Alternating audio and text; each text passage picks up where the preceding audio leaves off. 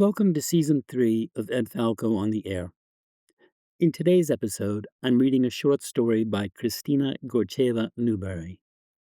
Kristina is an American writer of Russian-Armenian descent whose work often explores memory and displacement. Born in Armenia and raised in the Soviet Union, she emigrated to the United States in the mid-1990s. I've known Kristina for many years through the literary community in Southwest Virginia, where we both live.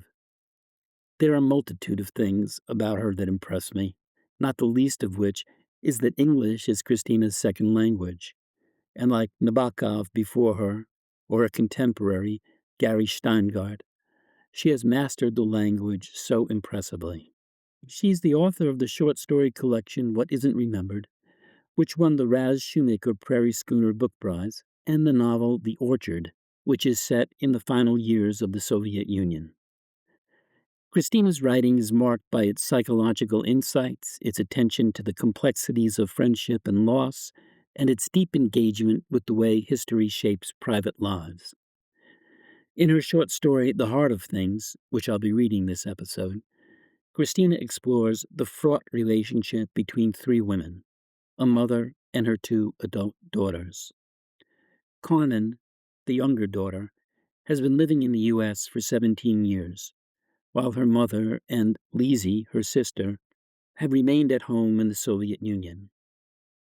It's not easy to say what this story is about, though certainly it concerns the distance, both psychological and cultural, between the thoroughly Americanized and socially liberal Carmen and her traditional and socially conservative Russian mother and sister.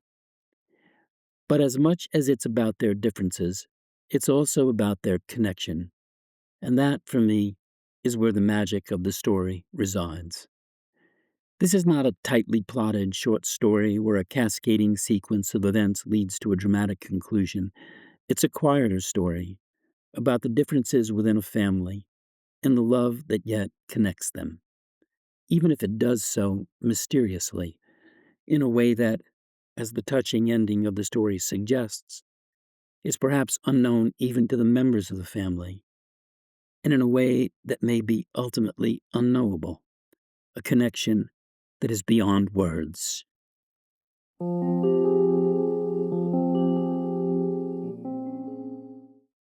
When Leezy phones to inform her that their mother had a heart attack, Carmen is still in bed, on the cusp of sleep, diving in and out of a dream in which she's being led across the ocean by some unknown invisible force. The space around her widens with each step, and the only scrap of land has long disappeared from view. She wears loose white vestments with a red cape that flickers in the wind. The ringing breaks through her dream in spells. She trips, her robe catching on the stone or a fish, a mossy carapace of a turtle, and falls, sinking through the layers of water and kelp, sea anemones, silk-coated oyster reefs. She attempts to shout, but her mouth fills with algae, which is her hair strewn with limpets and barnacles, baby starfish. To her dread and utter fascination, she discovers her mermaid tail, emerald green, housing a shoal of tiny creatures under the sharp, iridescent scales. Carmen opens her eyes. The room is dark, the curtains pulled shut. The machine blinks with Leezy's message that Carmen replays a few times before getting up and walking to the bathroom, where she splashes her face with cold water until her skin tingles. She imagines her sister returning home from an apothecary and discovering their mother on the floor, her long hair a lake of quicksilver. Their mother has always insisted that long hair is all women have these days to set them apart. Their desire to be independent, pantsuits and briefcases, has taken all the femininity out of them. Cutting off your hair results in cutting off your beauty together with your wisdom, her mother once said. And Carmen didn't argue because the experience of being raised by a stern, mighty-shouldered woman who possessed the will of all the men Carmen had dated told her not to waste her time or breath. Her mother would not change. Carmen has been living in the States for 17 years. She came to visit an American she'd met in Red Square, then got hired by a local dinner theater and stayed. At the theater, Carmen first worked as a waitress, but she was tall and lissom, could sing, dance, and speak decent English. The productions were all musicals: The Wizard of Oz, Oklahoma, Hello, Dolly, The Fantastics. So 6 months later, she began acting too, small parts, group scenes. She left the man who'd courted her and moved in with one of the actresses. Life became exactly what Carmen had imagined it to be.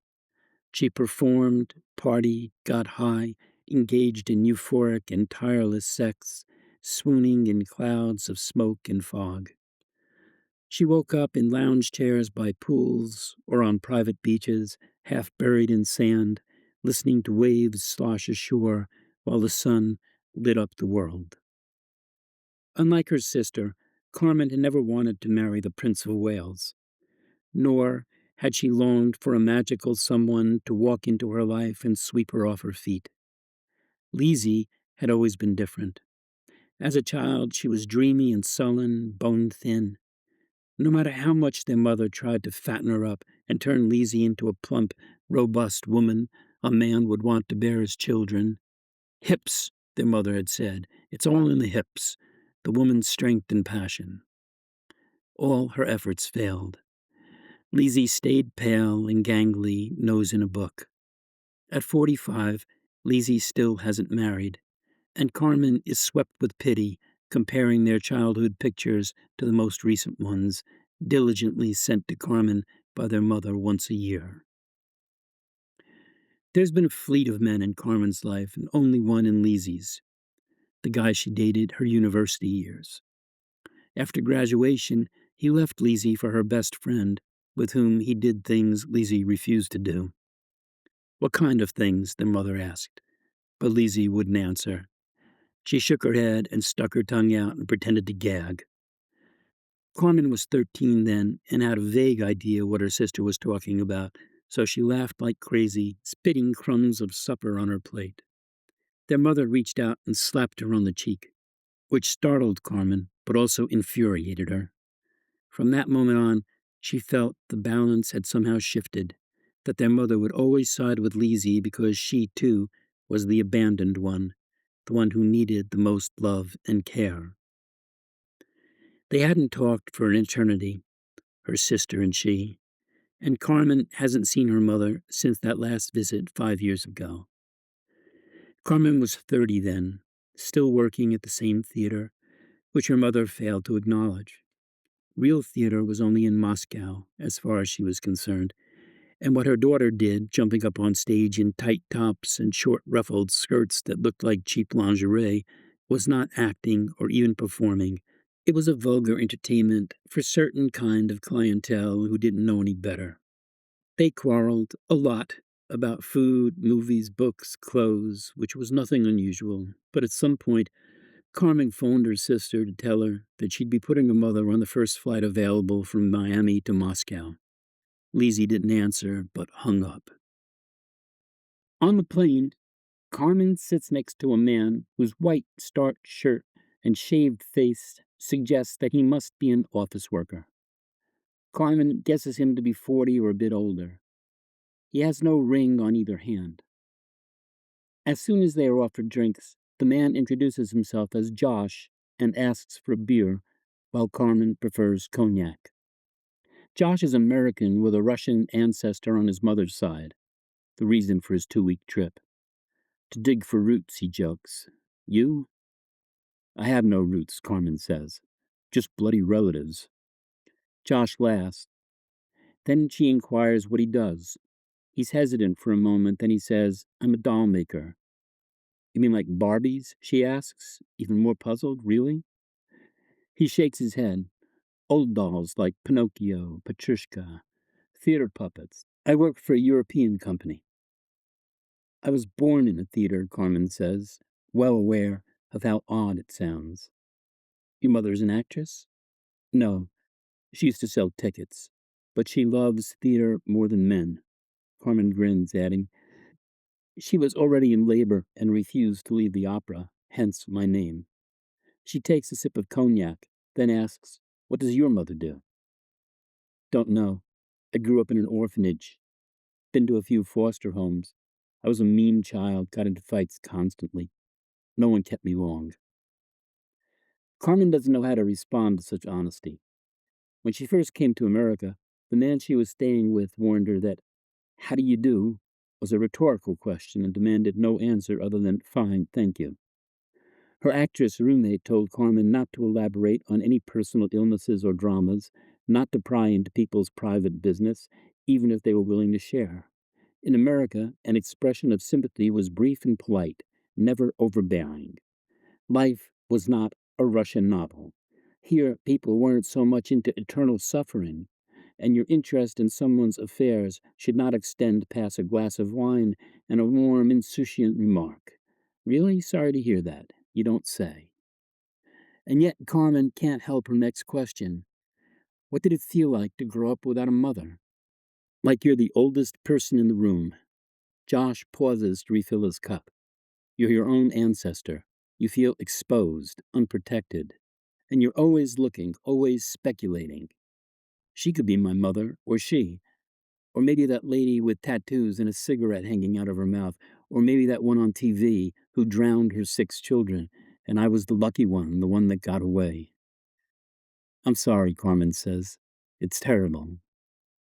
"Yeah, but it could have been worse. I could have been aborted." He gives Carmen a shy smile and waves at the flight attendant for another beer. They begin serving food, and the cabin fills with greasy smells. But Carmen isn't the least bit hungry. She peers out the window at the vermilion sky. It seems as though they are flying through the heart of the universe.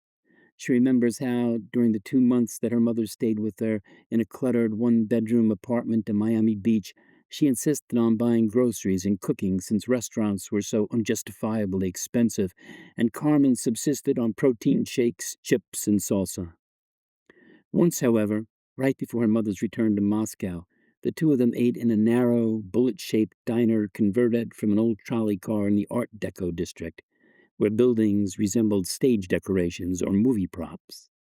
The food was cheap and all-American: turkey, stuffing, mashed potatoes, gravy. To Carmen's surprise, her mother devoured everything on her plate. On the way back, they bought ice cream strolling along Lincoln Road, waffle cones in hand, recalling the taste of a Russian plombier. As they reached the beach, they took off their shoes and stepped on the warm sand, skirting around a few roped-off turtles' nests, tracing the shoreline, their footprints filling with water, washing away. The sun was red, like the pulp of a watermelon, glowing low in the evening sky. Her mother stopped and eyed a mangrove with its massive aerial roots bogging in the sand, and then peered into the glazed depths of the ocean, cocking her head, squinting. "The water is always the same," she said. "Always beautiful." At the Medivita airport, Josh helps Carmen with the luggage, offering to share a cab. But Carmen declines on the account that they'll be heading in opposite directions, although it isn't entirely true. She could have dropped him off at his hotel and then proceeded home. She does write his number down, out of courtesy. Riding in the cab, Carmen notes new buildings cased in glass, mirroring one another in the afternoon sun. They are liquid, mercurial structures, not much different from the ones in Miami. She drives by billboards flashing with the same beautiful, mawkish faces, birch groves and farmers' markets, kiosk stands where you can buy any ridiculous thing at a godforsaken hour. Despite some of its recent remodeling, the city looks crippled. The older, poorer districts lie gutted at her feet, their entrails exposed on the hot, dust-caked asphalt. She thinks of Miami, which is so unlike Moscow, a perpetual holiday, a feast of scantily clad bodies and tanned, shimmery skin, life's eternal glow. At some point during her mother's visit 5 years ago, Carmen drove her to the mall, although her mother insisted that she needed nothing, except maybe bras. So they shopped for bras, which was just as exhausting as anything they did together. It took her mother hours to wade through the Macy's lingerie department. Carmen dogging after her. She'd seen her mother naked countless times. She'd know it was her mother's body even if it had no head. Carmen shuddered at the thought, but standing behind her mother in the dressing room, looking in the mirror, her parched breasts bared under the harsh fluorescent lighting, Carmen grew aware of how much time had passed since those summers in the country, as well as of how much time had passed between them. In the mirror, her mother's body was a display of years and gravity, her withering nakedness a testament to Carmen's own age, suddenly making her uncomfortable, filled with pity. She pressed her hands to her chest as though shielding herself from an invisible someone in the mirror. Her mother had picked out 5 bras, but couldn't decide which one to buy, and Carmen, without even looking at their prices, paid for all of them. When Carmen arrives at her old flat, it's still daylight, but the hallway is tomb dark, and as soon as she steps across the threshold, she has sensed it, the change in the air, the frigid permanency to it. Leezy doesn't come out to greet her, so Carmen prowls along a narrow corridor, discovering her sister in the kitchen, kneading bread for pierogi. The funeral is Sunday, she says, not so much to Carmen, but to herself. I have to make all the food. The neighbors will help with the rest. We need to find another pallbearer. Maybe you could call one of your old boyfriends. She sweeps her gray hair away from her face, but it falls back, the tips brushing the dough. Where is she? Which morgue? Carmen's lips barely move, just parting wide enough to let the air pass. She's here, in her bed. Yesterday, I tried to convince her to go to the hospital, but she refused. It just happened this morning. I called 20 morgues. No one has any space. It's been very hot. Lots of deaths. Leezy continues kneading the dough. So she's going to lie there for 2 days? Carmen asks, the words falling from her mouth like beach pebbles hitting the floor. I called a private mortician. He'll be here in a few hours. We'll have to wash and dress the body. Leezy frees her hands from the dough and wipes her cheeks with her mother's old apron tied loosely around her waist. Only now does Carmen notice how flushed and puffy Leezy's face is, wet from tears and sweat. 2 deep lines encapsulate Leezy's mouth, her skin sandy yellow. She hasn't gained any weight, but seems thicker, heavier. There's something irrefutable in her expression, and fragile, too. A shell pried open. She's her mother's daughter, but also her own self, with limited experience of life and men, of anything really, except books. Can't we pay the mortician to wash her? Carmen ventures to ask. I mean, wouldn't that be the smart thing to do, natural? Natural, her sister repeats, stretching the syllables. In America, funeral homes take care of everything. We aren't in America, so you can drop your fancy. I'll do everything myself. How are you going to get her to the bathroom? Carmen pulls the chair out and sits down. She feels tired and jet-lagged, starved, too. Her mother's absence hasn't yet affected her, become irrevocable, solidified. She keeps turning her head toward the door, expecting their mother to sail into the kitchen like a cruise ship. Not her, but our mother, Carmen. Our mother, the one who gave birth to you. Carmen raises her eyes. I thought she only gave birth to you, and I was the afterbirth. A defective condom. An accident. Leezy picks up the dough from the table, squishing it through her fingers. Why are you so... So what? Unrelenting, unaccepting.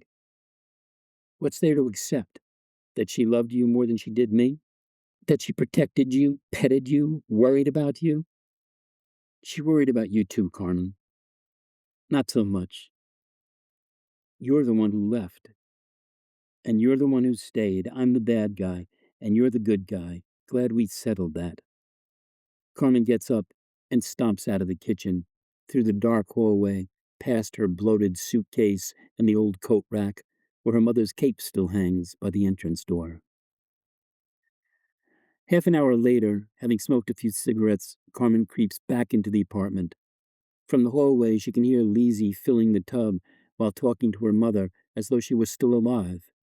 She is cooing almost, describing in a soft, confident voice what she's about to do and why she has to do it, like a parent preparing her child for the inevitable.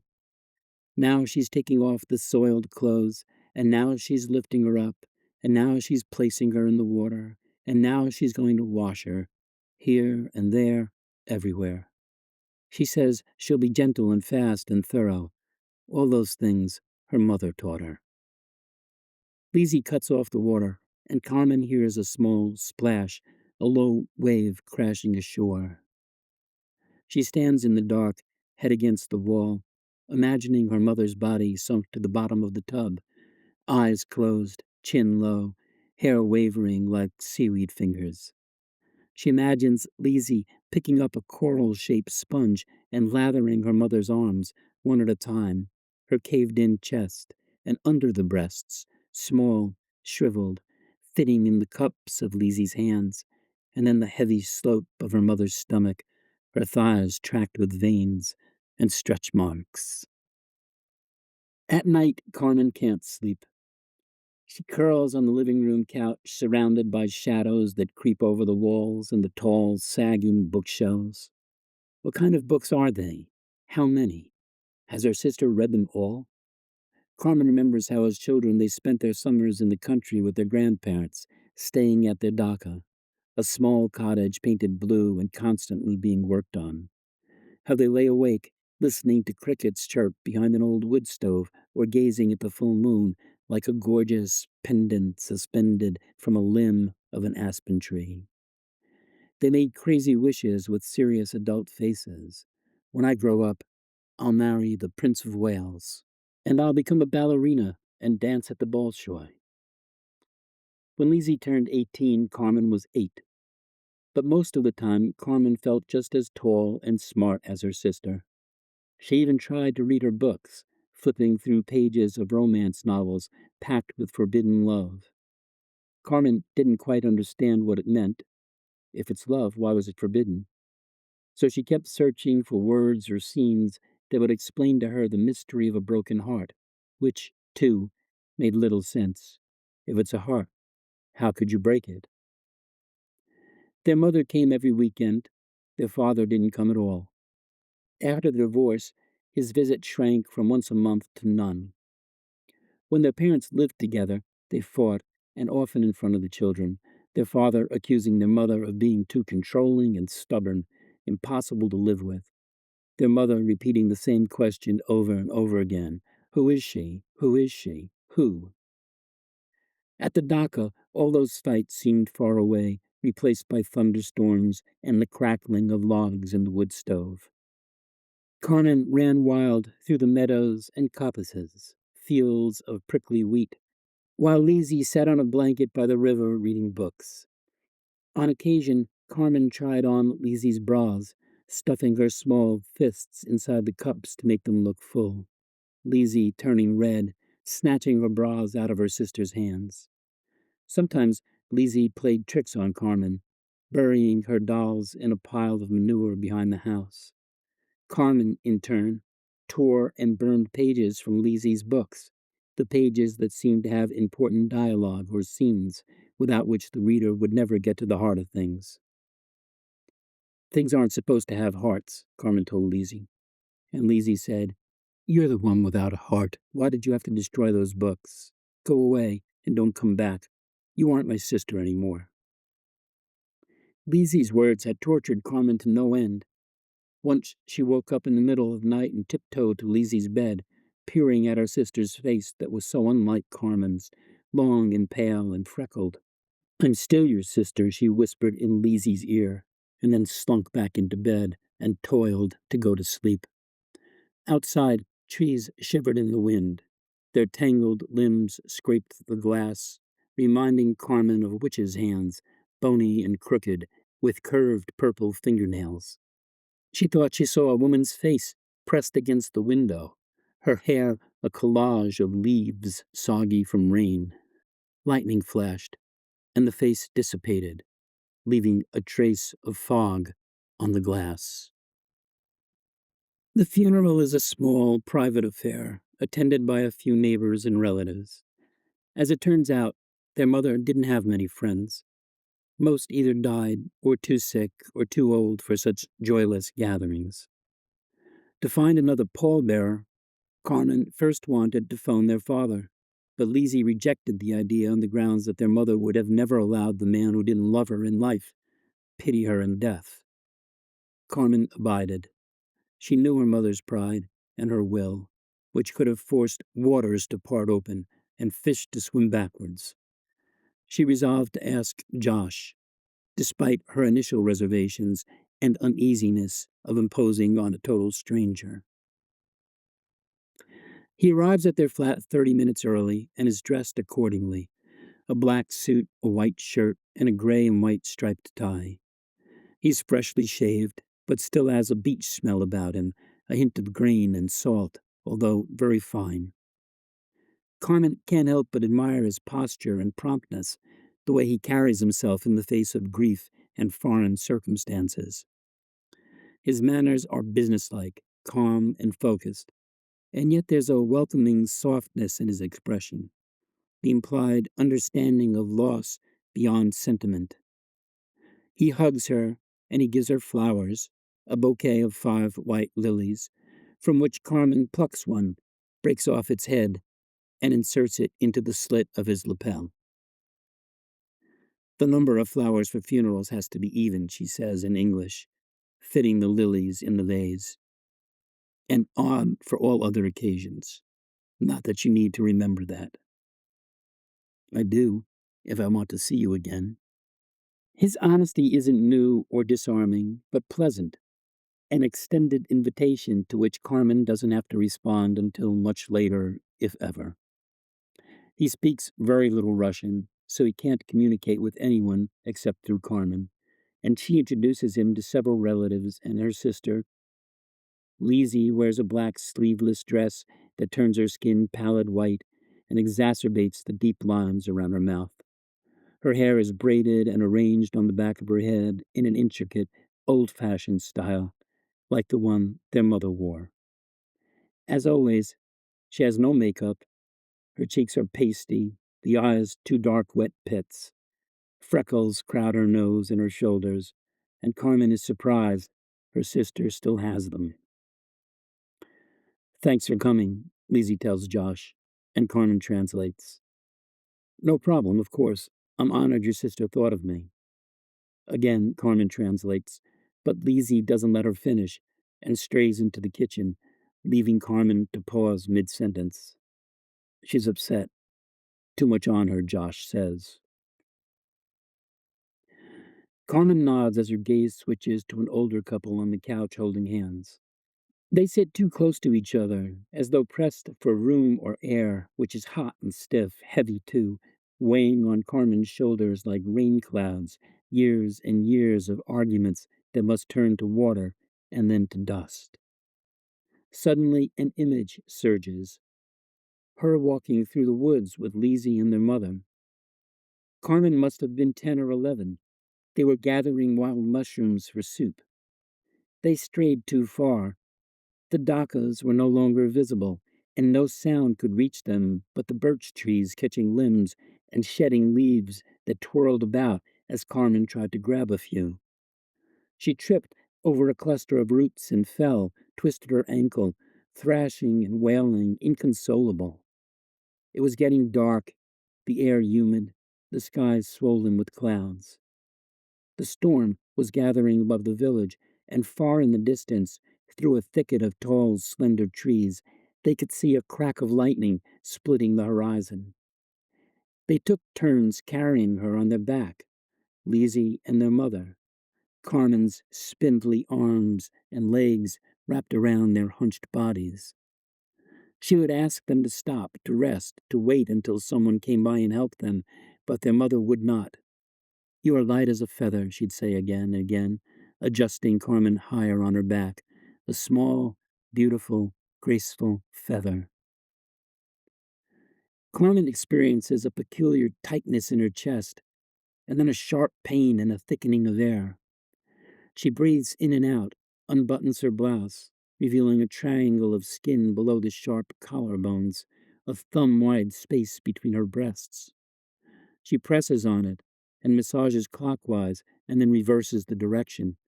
She steps closer to the window, which is open, the sun's rays peeking through tree branches. The leaves are still green, with threads of purplish red like veins on her mother's hand. Carmen's throat is parched, scratchy. She misses Miami, the lights, the beach, the ocean, all its immeasurable vastness and depth, the feel of wet, shifting sand under her feet. Josh walks up to her and stands right behind, his hands on her shoulders. He squeezes lightly, and Carmen reaches up and pats it. His fingers are strong, smooth, with round, almost feminine fingernails.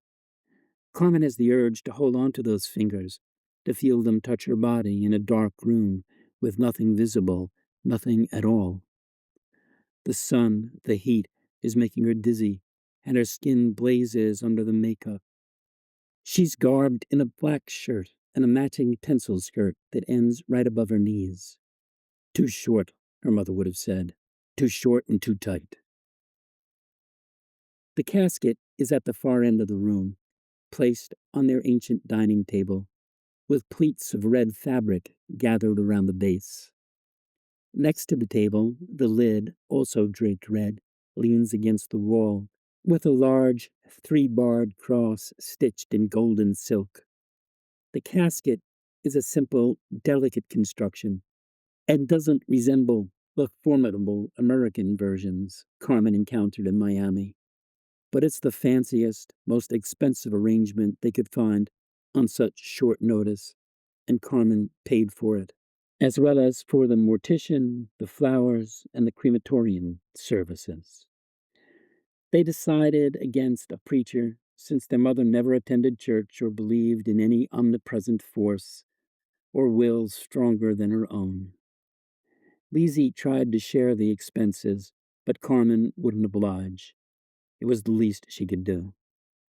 A frown on her sister's face became a scoff, all melting into tears, torrents of incoherent mumbles.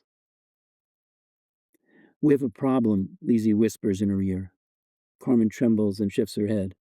"What is it?" she asks. "It's too hot," and she's beginning to thaw. To thaw? The makeup on her face has melted, and you can see the bruises where she fell, but also some bloody discharge from her mouth and in the corner of one eye. "I don't know what to do." Carmen twists her hair at the roots, musses the bangs. "Shit," she says. "Shit, shit." "What's wrong?" Josh asks. He continues to stand beside Carmen, but his hand is off her shoulder. "Our mother is a snow maiden melting under the sun," Carmen says, perhaps a bit loud. "Do you know that story? There's an opera, too, Rimsky-Korsakov." "I haven't heard the opera, but I read the story." "Shit," Carmen says. "Where will we find another mortician now?" Josh pinches his chin, then rubs his thumbs up and down his lips. "What kind of makeup do you have?" he asks. "Perhaps I can help. I know a lot about faces." Carmen rushes to translate each word to Leezy, who offers to ask the neighbors for more cosmetics.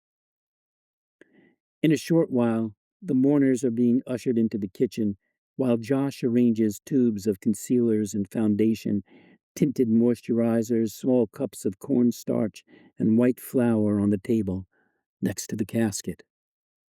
Carmen delivers primers and 2 types of blush, powder compacts and bronzer, lipsticks, glosses, brow pencils, and eyeshadows, a set of weathered brushes in a jar.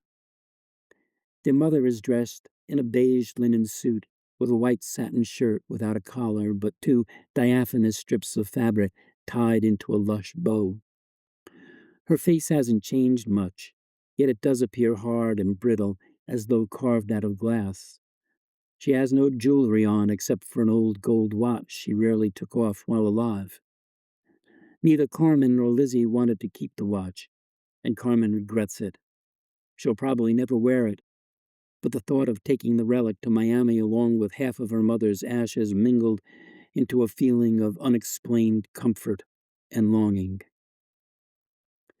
As Josh shrugs off his jacket and rolls up his shirt sleeves, the sisters stand on the other side of the table with wads of tissues and cotton in their hands.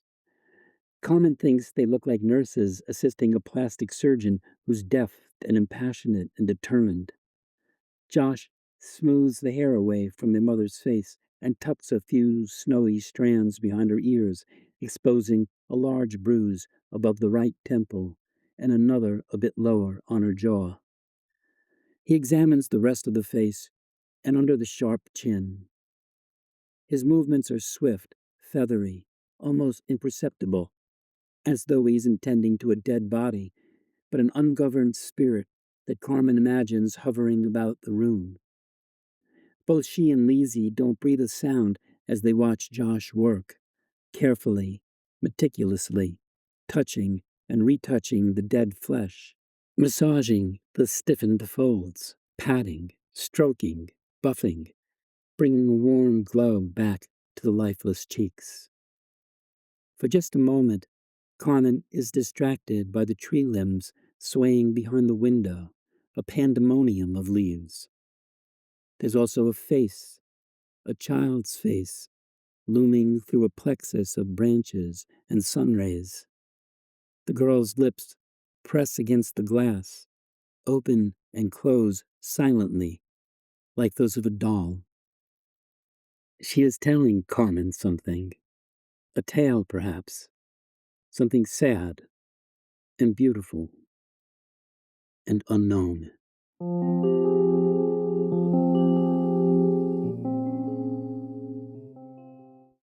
That was The Heart of Things by Kristina Gorcheva Newberry, from her short story collection What Isn't Remembered, published by the University of Nebraska Press.